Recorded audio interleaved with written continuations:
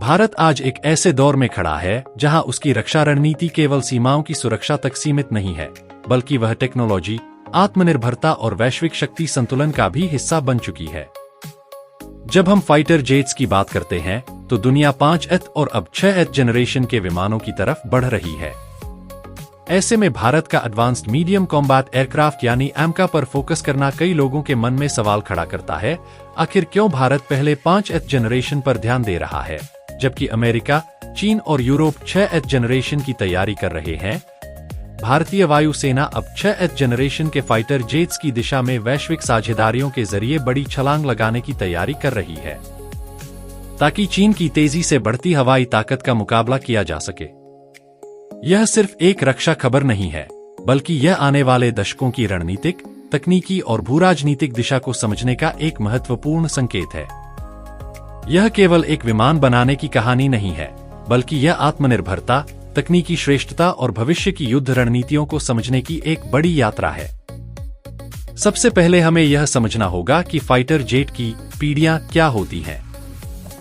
5th generation के fighter jets में stealth technology, super cruise, advanced sensor fusion और network centric warfare की क्षमताएं होती हैं। दुनिया में अभी अमेरिका के F-22 और F-35, चीन का J-20 और रूस का Su-57 इस श्रेणी में आते हैं। भारत के पास अभी तक कोई स्वदेशी 5th जनरेशन का फाइटर नहीं है और यही गैप AMCA पूरा करेगा। AMCA का उद्देश्य केवल दुश्मन के रडार से बचना ही नहीं, बल्कि एक फ्लाइंग डेटा सेंटर बनना है जो युद्ध के मैदान में रियल टाइम जानकारी जुटाकर निर्णय लेने में मदद करेगा। आज के इस वीडियो में हम आपको बताएंगे भारत की एयर पावर की वो पूरी कहानी जो आपको चौंका देगी। सबसे पहले हमें यह समझना होगा कि आखिर ऐसा क्या बदल रहा है कि भारत को 6th जनरेशन के फाइटर जेट्स की दिशा में अभी से सोचना पड़ रहा है।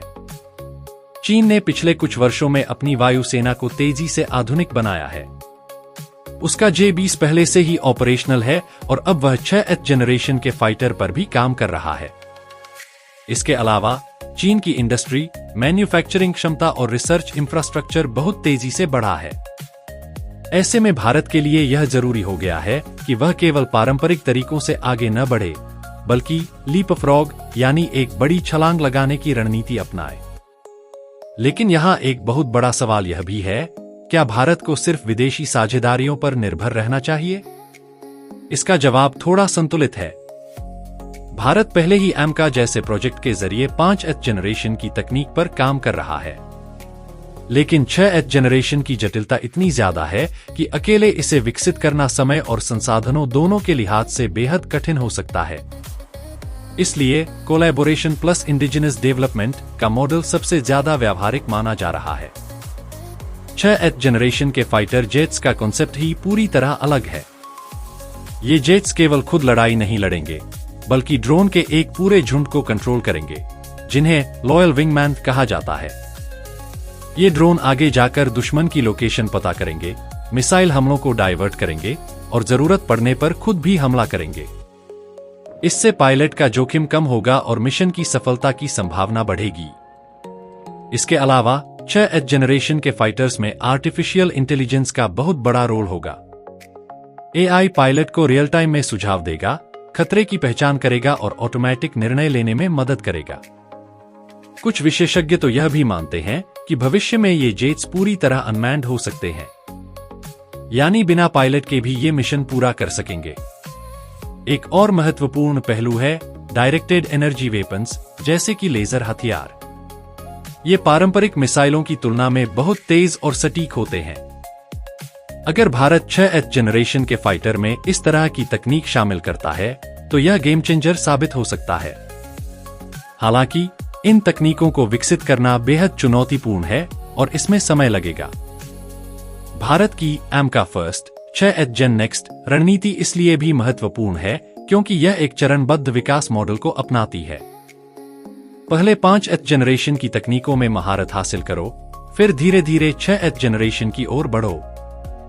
इससे न केवल जोखिम कम होता है, बल्कि हर चरण में सीखने और सुधार करने का मौका भी मिलता है। भूराजनीतिक दृष्टिकोण से भी यह रणनीति बेहद अहम है। भारत एक ऐसे क्षेत्र में स्थित है जहां सुरक्षा चुनौतियां लगातार बढ़ रही हैं।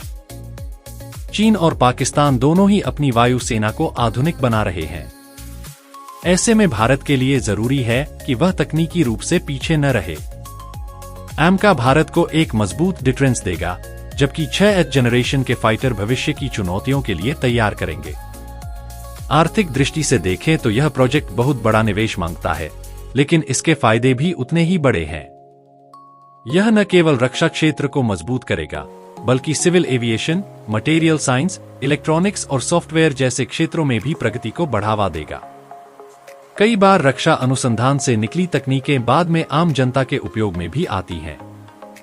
AMCA के प्रोटोटाइप को आने वाले कुछ वर्षों में उड़ान भरने की उम्मीद है, जबकि इसका सीरियल प्रोडक्शन अगले दशक की शुरुआत में हो सकता है। 6th जनरेशन के फाइटर के लिए अभी कॉन्सेप्ट और रिसर्च का चरण चल रहा है और इसे पूरी तरह विकसित होने में 15 से 20 साल लग सकते हैं। इसका मतलब है कि भारत को अभी से तैयारी करनी होगी ताकि वह भविष्य की दौड़ में पीछे न रह जाए। इस पूरी रणनीति में सबसे बड़ी बात है आत्मनिर्भरता। भारत अब केवल हथियार खरीदने वाला देश नहीं बनना चाहता, बल्कि खुद डिजाइन और निर्माण करने वाला देश बनना चाहता है। मेक इन इंडिया और आत्मनिर्भर भारत जैसे अभियानों के तहत AMCA एक फ्लैगशिप प्रोजेक्ट के रूप में उभर रहा है। अंत में, अगर हम इस रणनीति को एक लाइन में समझें तो यह है: आज की जरूरतों को पूरा करते हुए कल की तैयारी करना। AMCA भारत की वर्तमान जरूरतों को पूरा करेगा, जबकि 6th जनरेशन का फाइटर भविष्य की चुनौतियों के लिए तैयार करेगा।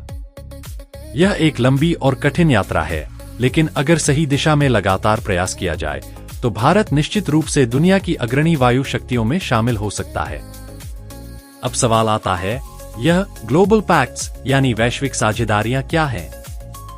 इसका मतलब है कि भारत उन देशों और कंपनियों के साथ मिलकर काम करना चाहता है जो पहले से ही 6th जनरेशन की तकनीकों पर रिसर्च कर रहे हैं। इसमें यूरोप, अमेरिका, जापान और यहां तक कि कुछ हद तक अन्य टेक्नोलॉजी लीडर्स भी शामिल हो सकते हैं। उदाहरण के लिए, यूरोप का FCAS प्रोग्राम और यूके जापान का GCAP प्रोजेक्ट, ये सभी 6th जनरेशन के फाइटर जेट्स के विकास पर काम कर रहे हैं। अगर भारत इन प्रोजेक्ट्स में किसी रूप में शामिल होता है तो उसे नई तकनीकों तक तेजी से पहुंच मिल सकती है। अब थोड़ा विस्तार से समझते हैं कि 6th जनरेशन के फाइटर जेट्स में ऐसा क्या खास होगा। ये जेट्स सिर्फ स्टेल्थ या स्पीड तक सीमित नहीं होंगे, बल्कि ये एक सिस्टम ऑफ सिस्टम्स होंगे, यानी एक ऐसा प्लेटफॉर्म जो कई ड्रोन, सैटेलाइट्स और अन्य एसेट्स के साथ मिलकर काम करेगा। इसमें लॉयल विंगमैन ड्रोन होंगे जो पायलट के साथ उड़ेंगे और मिशन को सपोर्ट करेंगे। ये ड्रोन आगे जाकर खतरे का पता लगाएंगे, दुश्मन के रडार को भ्रमित करेंगे और जरूरत पड़ने पर खुद हमला भी करेंगे। इसके अलावा आर्टिफिशियल इंटेलिजेंस का रोल बेहद अहम होगा। AI न केवल डेटा प्रोसेस करेगा, बल्कि रियल टाइम में निर्णय लेने में मदद करेगा। पायलट के पास इतनी ज्यादा जानकारी होगी कि बिना AI के उसे मैनेज करना लगभग असंभव हो जाएगा। कुछ कॉन्सेप्ट्स में तो यह भी कहा जा रहा है कि भविष्य के फाइटर जेट्स ऑप्शनली मैन्ड होंगे, यानी चाहे तो पायलट के साथ उड़ सकते हैं और चाहे तो बिना पायलट के भी मिशन पूरा कर सकते हैं। अब बात करते हैं भारत के लिए इस रणनीति के फायदे और चुनौतियों की। सबसे बड़ा फायदा है टाइम सेविंग। अगर भारत अकेले 6th जनरेशन का फाइटर विकसित करता है तो इसमें 20 से 25 साल लग सकते हैं, लेकिन अगर वह किसी ग्लोबल प्रोग्राम का हिस्सा बनता है तो यह समय काफी कम हो सकता है। दूसरा फायदा है टेक्नोलॉजी ट्रांसफर। भारत को नई नई तकनीकों तक सीधी पहुंच मिल सकती है जो उसके अपने प्रोजेक्ट्स में भी मदद करेंगी। लेकिन चुनौतियां भी कम नहीं हैं। सबसे बड़ी चुनौती है टेक्नोलॉजी शेयरिंग। हर देश अपनी सबसे एडवांस्ड तकनीक को पूरी तरह साझा करने के लिए तैयार नहीं होता, खासकर रक्षा के क्षेत्र में जहां हर चीज राष्ट्रीय सुरक्षा से जुड़ी होती है। दूसरी चुनौती है कॉस्ट। 6th जनरेशन के फाइटर जेट्स दुनिया के सबसे महंगे रक्षा प्रोजेक्ट्स में से होंगे। इसमें अरबों डॉलर का निवेश लगेगा और भारत को यह तय करना होगा कि वह कितनी भागीदारी चाहता है और किस स्तर पर। इसके अलावा एक और महत्वपूर्ण पहलू है इंडस्ट्रियल बेस। अगर भारत को इन ग्लोबल प्रोग्राम्स में भाग लेना है तो उसे अपनी घरेलू इंडस्ट्री को भी उसी स्तर पर लाना होगा। इसका मतलब है बेहतर manufacturing, high and materials, advanced software और स्किल्ड वर्कफोर्स। यह एक लंबी प्रक्रिया है, लेकिन अगर सही तरीके से किया जाए तो यह भारत की पूरी अर्थव्यवस्था को एक नया बूस्ट दे सकती है। अब अगर हम चीन के नजरिए से देखें तो वह भी 6th जनरेशन की दिशा में तेजी से आगे बढ़ रहा है। उसके पास पहले से ही मजबूत मैन्युफैक्चरिंग बेस और सरकारी सपोर्ट है।